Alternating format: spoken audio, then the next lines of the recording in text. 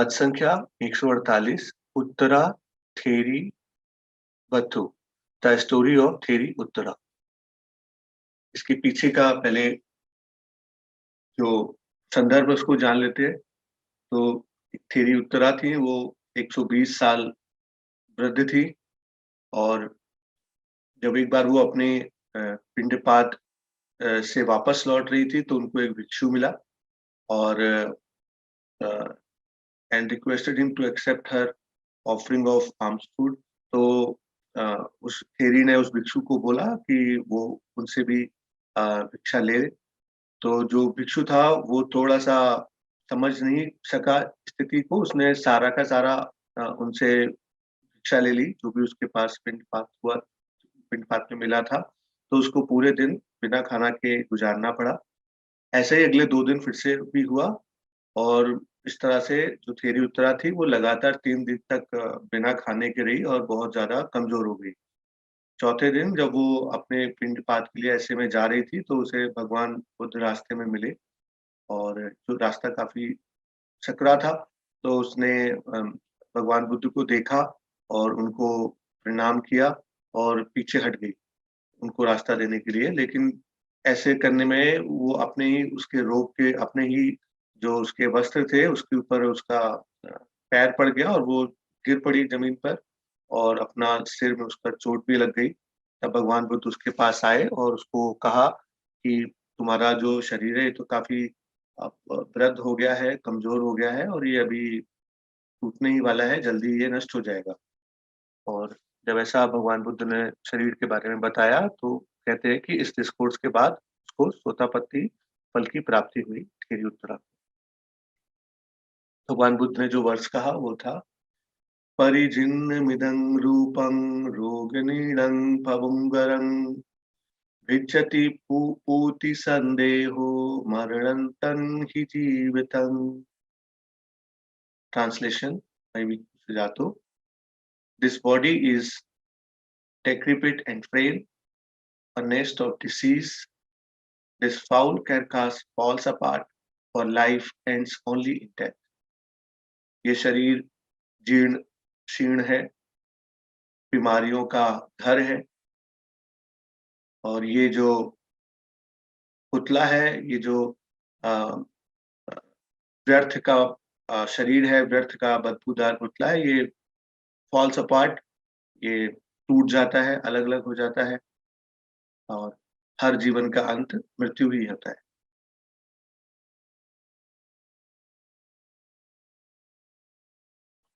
इस पर रिफ्लेक्शन मैंने थोड़ा-सा किया था क्योंकि बाकी रिफ्लेक्शन अजान जी मुनिंदो का अवेलेबल नहीं है। इनफैक्ट जरावग में बाकी रिफ्लेक्शंस अजान मुनिंदो के नहीं है। तो the aim of Buddha was not to talk about some distant metaphysical realities, but to make people to see simple truths of life and reflect. Truths as simple as I am of the nature to age, sick and die. I have not gone beyond aging, sickness and dying. The Buddha does not say, will you believe this? But can you see this? Buddha does not claim to invent any new theory. थोड़ा सा हिंदी में बोल देता हूँ। भगवान बुद्ध का जो उद्देश्य था वो जो वो कोई दूर बैठे मेटाफिजिकल सच्चाई के बारे में बताना नहीं रहा। लोगों को उन्होंने लाइफ के बहुत ही सिंपल से ट्रुथ के बारे में बताना चाहा और उनसे कहा कि इसके ऊपर सोचें। जैसे कि बहुत ही सिंपल ट्रुथ कि मैं अभी अ, बुढ़ापे को भी व्याधियों को और मृत्यु को पार नहीं किया है और मैं अभी उनके ही ट्रैप में हूँ। द बुद्धा डज़ नॉट से बुद्धा ने कभी ये नहीं बोला कि क्या तुम मेरी इस बात पर विश्वास करोगे? उन्होंने बोला, क्या तुम ये देख सकते हो? Buddha does not claim to invent any new theory. He simply rediscovers the Dhammapath, which was always there since eons, but had gone lost in the labyrinths of cravings and ignorance. भगवान बुद्ध ने ऐसा नहीं बताया कि उन्होंने कोई नई theory बना दी है, जो पहले नहीं थी। वो केवल उस राजसी धम्मापात को दोबारा से ढूँढते हैं, जो कि हमेशा से था, लेकिन वो बीच-बीच में अम, लोगों की तृष्णाओं और अज्ञानवश भूल भुलैया में खो जाता है और तभी भगवान बुद्ध अपीयर होते हैं. When learned Brahmins heard the Buddha teach for the first time, their exclamations of praise for Buddha often included the following phrase: "He has made the Dhamma clear," as if he was writing what has been overturned, revealing what was hidden, showing the way to one who was lost, or holding up a lamp in the darkness so that one who has good eyesight can see what is there. कई बार हम सुत्तों में पढ़ते हैं कि जब बहुत ही अध्ययनशील और मेधावी ब्राह्मण भगवान बुद्ध से उनकी शिक्षा को पहली बार सुनते थे और वो उनको बहुत ही सिंपल तरीके से ऑर्डिनरी ट्रुथ को समझा देते थे, और तो वो जब प्रशंसा करते थे तो वो यही कहते थे कि जैसे कि भगवान ने उनको धम्मा ऐसे क्लियर कर दिया जैसे कि वो किसी उल्टी पड़ी हुई चीज को सीधा कर रहे हो, कोई चीज छुप गई थी उसको दोबारा से दिखा दिया हो, और या कोई रास्ता भटक गया हो उसको रास्ता दिखा दिया हो, और या फिर उनके हाथों में एक ऐसा रोशनी है जो कि अंधकार में जब वो चलाते हैं तो जिनके पास भी एक बेहतर देखने की दृष्टि है वो देख सकते हैं कि वहां पर क्या है.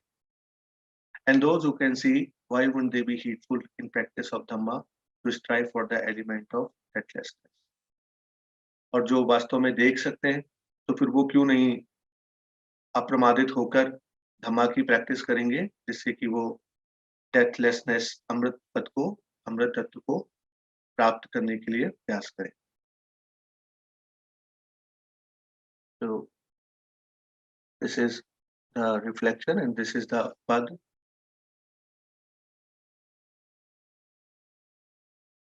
अगर इसमें कोई अभी किसी को पूछना है तो पूछ लीजिए.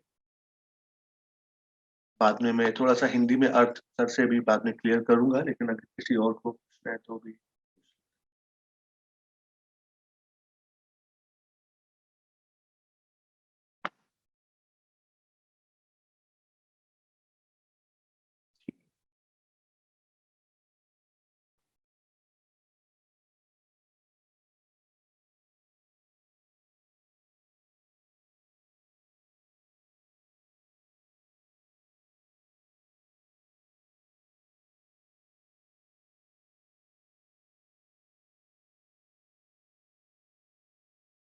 आगे बढ़ते हैं.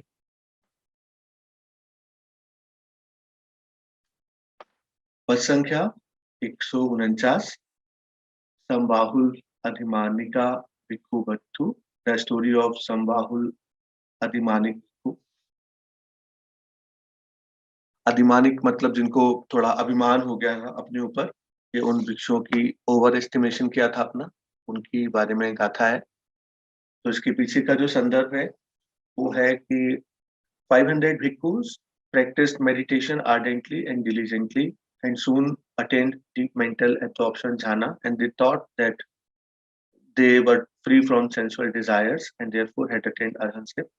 500 भिक्षु थे, उन्होंने काफी मेहनत से मेडिटेशन को किया और ध्यान की अवस्थाओं को प्राप्त किया. उनको लगा कि अब वो सभी प्रकार के काम छंद से मुक्त हो गए हैं और उनको अरहंतशिप मिल गई है. और then they went to Buddha with the intention of informing him about what they thought was the attainment of arhanship. भगवान बुद्ध के पास गए वो ये सोच के कि उनको बताते हैं कि उनको ऐसा लग रहा है कि उन्होंने अरहंतशिप प्राप्त कर ली है, लेकिन भगवान बुद्ध जानते थे इस बात को. तो when they arrived at the outer gate of monastery, the Buddha sent message through the venerable Ananda: "Those bhikkhu will not benefit much by coming to see me now. Let them go to cemetery first and come to see me only afterwards." So they went to the cemetery. So भगवान बुद्ध के monastery तक जब जैसे ही वो पहुंचे, बाहरी थे, तो भगवान बुद्ध ने आनंद को बोला कि उन भिक्षुओं को अभी कोई फायदा होगा नहीं मेरे पास आकर, उनसे कहो कि पहले आप शमशान जाएं एक बार और उसके बाद वहां से जब लौट कर आए तभी मुझे मिले. तो भिक्षु भी जब भिक्षु को मैसेज मिला तो वो समझदार थे, उन्होंने बोला भगवान ने कुछ सोच के ही बोला होगा, तो चलो हम चलते हैं. तो वो शमशान गए और there when they saw the putrid corpse they could look at them as just skeleton and bones, but then When they saw some fresh dead bodies, they realized with horror that they still had some sensual desires awakening in them. The Buddha saw them from his perfumed chamber and sent the radiance, and then he appeared to them and spoke the words. तो जब वो भिक्षु वहां पर गए, समबाहुला अधिमानिका भिक्षु जिन्होंने अपने आप पे अभिमान किया था, तो उन्होंने देखा कि वहां पर कुछ लाश पड़ी हुए हैं, शव पड़े हुए हैं, जिसमें नॉर्मली जिनके अस्थि पंजर बिखरे हुए हैं, तो उसमें तो उनको उतना प्रॉब्लम नहीं हुआ, वो उसको देख पाए कि ऐसा ही शरीर है। लेकिन उनको अचानक इस बात जब उन्होंने कुछ ऐसी डेड बॉडीज़ को देखा जो भी अभी-अभी जिनकी मृत्यु हुई थी, तो अचानक उनको रियलाइज़ हुआ कि उनके अंदर अभी भी सेंसुअल डिज़ायर्स बची हुई हैं और जाग रही हैं। तो वो घबरा गए, ऐसे में भगवान बुद्ध ने अपने जो गंधकुटी थी, वहाँ से इस चीज़ को दिव्य चक्षु से देखा और वहाँ से अ अ, थोड़ा-सा ग्रेस दिया और फिर उनके सामने अपीयर भी हो गए और फिर ये जो आगे मैं वर्स पढ़ूँगा वो बोला। कहा जाता है कि इस वर्स को सुनने के बाद फिर वो भिक्षु अरहत पद को प्राप्त हुए थे।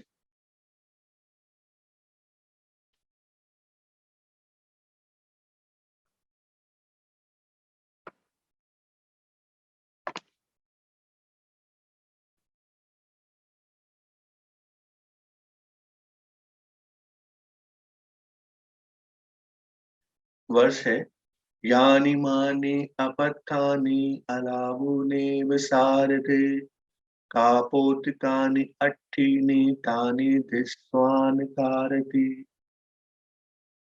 तानि दिस्वान् कारति। Translation by Bhikkhu Sujato. These dove grey bones are tossed away like dried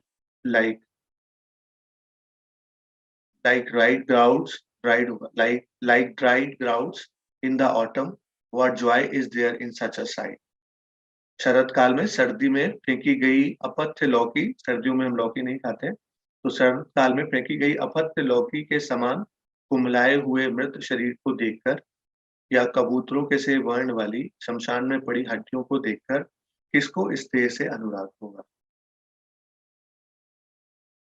fresh body है, उनकी तुलना कुम्हलाए हुए शरीर की तुलना उन्होंने लौकी से की है। इस सर्दियों में सामान्यतः लोग नहीं खाते हैं तो उसको फेंक देते हैं। इसमें भी रिफ्लेक्शन जो मैंने अटेम्प्ट किया है उसको बताता हूँ। No matter how pleasant, how unpleasant and uncomfortable our surroundings may be, there will always be occasions when a sound, form, odor, taste, or physical sensation can arise greed or lust in mind. चाहे कितना भी unpleasant और असुविधाजनक हमारे चारों तरफ स्थिति हो, हमेशा ऐसा हो सकता है कि कोई ना कोई एक इंद्रिय विषय, चाहे वो ध्वनि हो, चाहे दृश्य हो, चाहे अ, सुगंध हो, चाहे वो अ, जीभ पर आने वाला टेस्ट हो या फिर स्पर्श हो, फिजिकल स्पर्श हो, वो हमारे अंदर छुपी हुई टेंडेंसी अगर है तो उनको जगा सकता है, जैसे ग्रीड या लस्ट या फिर द्वेष या मोह। As long as mind is still subject to mental defilements, there can be no true security, happiness, or liberation. For this reason, dealing with mental defilements that are lurking deep inside the consciousness is most important life skill. जब तक हमारे चित्त में विकार है, तब तक वास्तव में कोई भी सच्ची सुरक्षा, सच्चा सुख या सच्ची मुक्ति नहीं हो सकती। और यही कारण है कि हमारे लिए जो सबसे बड़ी जीवन की कला है, वो यही है कि हम अपने चित्त में छुपे हुए मानसिक विकारों को हैंडल करना सीखें, उनको समझना सीखें, सँभालना सीखें। How is this achieved?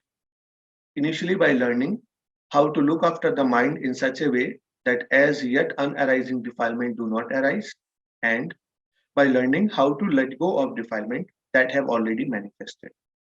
और इन मानसिक विकारों को हमें कैसे हैंडल करना है, कैसे टैकल करना है, कैसे सँभालना है? तो 2 तरीके हैं, समवायामों के पार्ट है। एक तो है कि हम अपने चित्त को ऐसे देख के रखें, ऐसे संभाल के रखें कि जो अभी तक विकार उसमें जागे नहीं है, वो आगे भी ना जागे। दूसरा, जो विकार जाग चुके हैं, उनको जाने दें, लेट गो करें, उनको देखते रहें और उनसे मुक्ति का इस प्रकार देखते रहने से, लेट गो करने से उनसे मुक्ति पाने की कोशिश करें। The key factors involved here are mindfulness, clear comprehension and sustained application of them. इसमें जो हमारी सहायता करेंगे वो होंगे सती संपजन आप आतापी, यानी कि लगातार उनका कांस्टेंट और बैलेंस्ड हमें उपयोग करना होगा। However, this stage restrains defilement. It does not eliminate them completely. Only wisdom can do that. ये भी जो हम समवायामों का अभ्यास करेंगे, उससे हम उन विकारों को संयमित कर लेंगे, लेकिन इससे उनका पूरा प्रहार नहीं होगा। प्रहार तभी होगा जब विज़डम आता है, जब प्रज्ञा जागती है। वो हम जब हमारा अष्टांगिक मार्ग पुष्ट हो जाता है और through may be the at that time grace of भगवान बुद्ध जो उन्होंने भिक्षुओं को दी थी अपनी वाणी से। When through practice of right efforts and right concentration, mind can be made sharpen enough, then attention can be turned to the nature of body and mind. जब हम अच्छे से समा व्यायाम और समा समाधि का अभ्यास करके अपने मन को शांत कर लेते हैं, एकाग्र कर लेते हैं और उसके बाद जब हम उस शांत एकाग्र मन से शरीर और अपने मस्तिष्क के स्वभाव को जानते हैं, शरीर और चित्त के स्वभाव को जानते हैं। It is in this investigation that underlying beliefs and assumptions that fuel defilements are exposed and abandoned. तो जब इस प्रकार से हम उसको देखते हैं, अन्वेषणा करते हैं चीज़ों की, तो हमें पता चलता है कि जो हमारे अंदर सुसुप्त हमारे विचार थे और जो हमारे धारणाएँ थी, जो कि जिनकी वजह से ये मानसिक विकार, लोभ, मोह और दोष बढ़ रहे थे, जाग रहे थे, वो हमारे सुसुप्त टेंडेंसीज़ हमारे को दिखने लगती हैं और जब वो दिखने लगती है तो फिर हम उनको छोड़ पाते हैं एंड तब इन मानसिक विकारों का पहाड़ हो पाता है। So wisdom can do that only. तो ये 2 मेरे रिफ्लेक्शन थे इन 2 वर्सेस पर।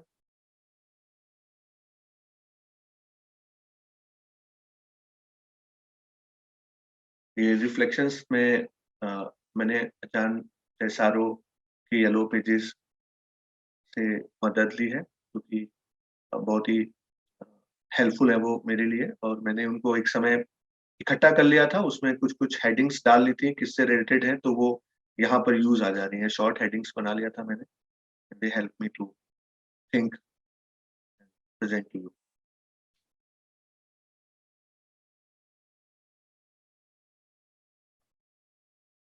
इनमें से अगर किसी को कोई प्रश्न हो, तो आप लोग पूछ सकते हैं।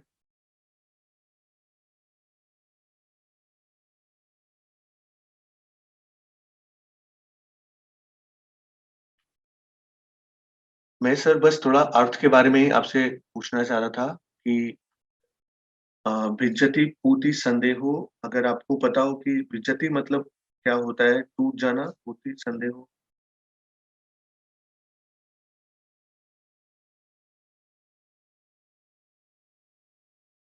विज्जति का मतलब है टूटना, ब्रेक ब्रेक अपार्ट। ओके। संदेहो मीन्स पूती, संदेहो मीन्स जो शरीर जो दुर्गंध वाला है, पूती सड़ा हुआ है, दुर्गंध जिससे आती है। Okay sir.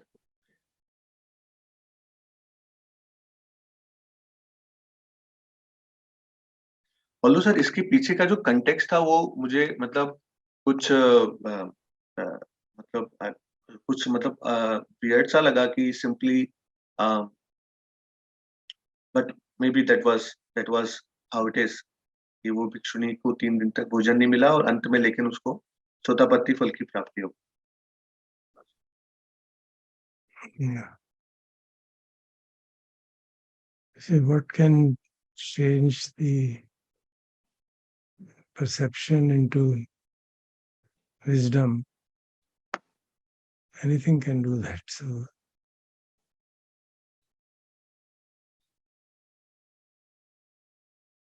Sir, can you repeat that? What did you say? जो हमारा परसेप्शन है, संज्ञा है, वो किस तरह से प्रज्ञा में बदलेगी. Any small incident, any small statement can do that.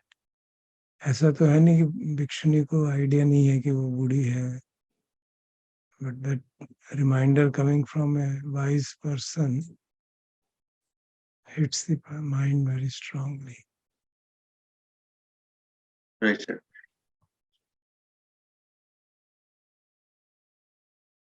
And sir जो इसमें जो मैंने रिफ्लेक्शंस को पढ़ा था सेकंड वाले में, उससे भी मुझे वो रिमाइंड हुआ जो हमने अभ्यास किया है कि बिना मस्तिष्क को समाधि में लाए बहुत सारी चीजें छूट जाती हैं और हम ओवर एस्टिमेशन कर ले जाते हैं.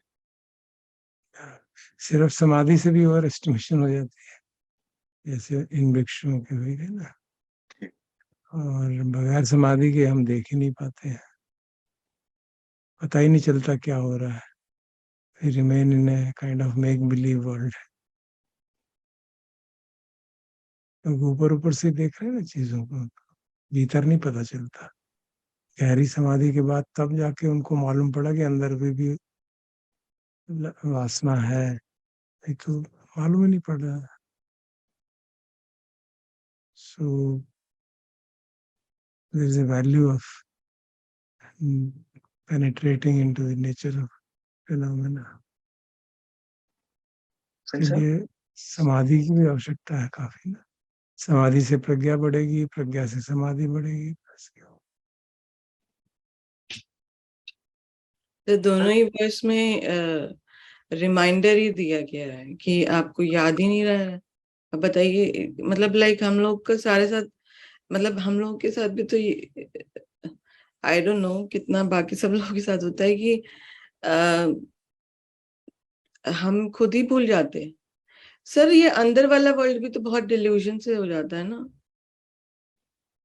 ऑफ कोर्स अंदर वाले वर्ल्ड से मतलब लाइक वॉट एवर, अब अपने आप को भी देखते हो जब आप भी, तो आप एक तरह से आप एक you are in your own, आपके प्रज्ञा जो है, प्रज्ञा का जो एलिमेंट है वो थोड़ा सा लेट से निकलता है ना, एकदम से नहीं आता. लेकिन before that there is still a world which is going inside you. और वो जो वर्ल्ड है वो, उसमें तो आप बिल्कुल, अगर पन्या का उजागर नहीं होती है तो it's a delusion. I mean, that's what I see कि sometimes you, I don't know, ऐसा मुझे हमेशा से लगता है कि ये it's a, there's no other way out also, because till the time you get panya you keep working. but we get panya by repeated practice, no? And we keep By forgetting looking also at, that. by developing the habit of yoniso manasikara, looking at things from a depth, from तो their sir root. वो जो depth है वो तो बहुत immediate, हर एक बार different होती है. उसका जो लेवल ऑफ अंडरस्टैंडिंग है वो हमेशा एक जैसा तो रहता नहीं है, वो भी बदलती रहती है. और अगर हम, जैसे हमने खंडों की बात की, अगर आप हर चीज को खंड तक ले जाएंगे तो काफी है, मोर देन इनफ.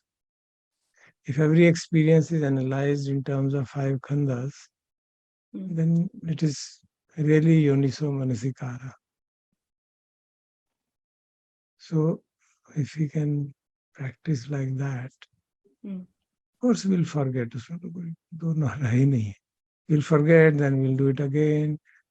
उस समय जब आग लगी हुई है उस समय जागना बड़ा मुश्किल है. बाद में ही जाग जाएं, जितने जल्दी जाग जाएं तो भाई काफी फायदा हो जाता है. एटलीस्ट जो दुख है वो लंबे समय तक तो नहीं चलेगा ना, समाप्त हो जाएगा. It'll, from a time situation when any external impingement would affect the mind for days and days and days, you come to a state when it will affect you for a few seconds, a few minutes, and gone, because you have seen through it, and it is seen as empty and has no consequence. And using जो भी हमारे विभिन्न धर्म की शिक्षा है उसका इस्तेमाल करके भी उसका धम्म विचय कर दिया जाता है अनुभव का, कि either if it pertains to me or if it pertains to others' behavior or others' behavior hurting me, I can resolve it very quickly. And how quickly I resolve it depends on how much of panya I have developed, how much of understanding I have of Dhamma. हम लोगों की स्थिति तो अभी वही है ना, क्या इतनी गहन समाधि और प्रज्ञा नहीं है कि जैसे ही इवेंट हो उसी क्षण simultaneously we become aware and the thing just kind of invade the mind. Mind invade तो हो ही जाता है, बिल्कुल. बट उसको ध्यान से देखते हैं तो बहुत जल्दी निकल जाता है. और जितना जितना अभ्यास करते हैं फिर वो धीरे धीरे जितना हमारी निब्बेदा डेवलप होगी वो चीजें फिर हमें इन्वेट ही नहीं करेंगी, उसको हमको वो हमारे लिए इनकॉन्सिक्वेंशियल हो गई. जो चीजें हमारे लिए इनकॉन्सिक्वेंशियल हो गई वो फिर हमको परेशान नहीं करती. लेकिन क्योंकि संसार में अभी भी बहुत सारी चीजें अनकॉन्सिक्वेंशियल है, they look important to us, so they kind of invade our mind. So ये भी ये जो important 500 भिक्षु थे, they have made their own world. Then that means all 500 people were not able to see. They still have desires. They still have. yeah, Yes. because So समाधि का we जो make सुख a है, world out of what we see and look. it That is is also. basically because of the सुख of समाधि. समाधि का सुख बहुत भारी होता है ना, तो जो इंद्रिय सुख है उससे ऊपर उठ के निरामिष सुख में आ गए. बट उससे ऊपर जो निरामिष तरम सुख है या what you called as नेखम्म सितानी सिचुएशन नहीं आई है, उतना नहीं देख पाए उसको, क्योंकि निरामिष सुख में ही अटक के रह गए. तो इसलिए प्रज्ञा प्रज्ञा मतलब the happiness coming out of removing of defilements. So the taste of that happiness is different. It's more of a nature of peace and equanimity. Nekhamma sitani upekha, that kind of a thing. तो वो progression है हमारी साधना में. कोई कहीं अटक जाता है, अधिकतर लोग तो इंद्रिय सुख में अटके हुए हैं, वो कम से कम उससे तो आगे बढ़े. अब वो उससे भी आगे बढ़ना था तो भगवान ने उनको ऐसे, उनके पुण्य थे, पारमी थी कि वो शिक्षक ऐसे थे उनके पास जिन्होंने कहा मेरे पास आने की जरूरत नहीं, वहां चले जाओ. That shows the greatness of the teacher. He's able to see what do they need. Yes.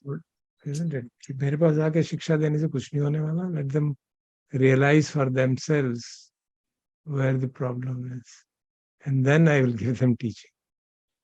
क्योंकि अगर हमें यही नहीं मालूम पड़ता कि मेरे में कमी क्या है. हाँ सर, ये बहुत इम्पोर्टेंट बात हो जाती है.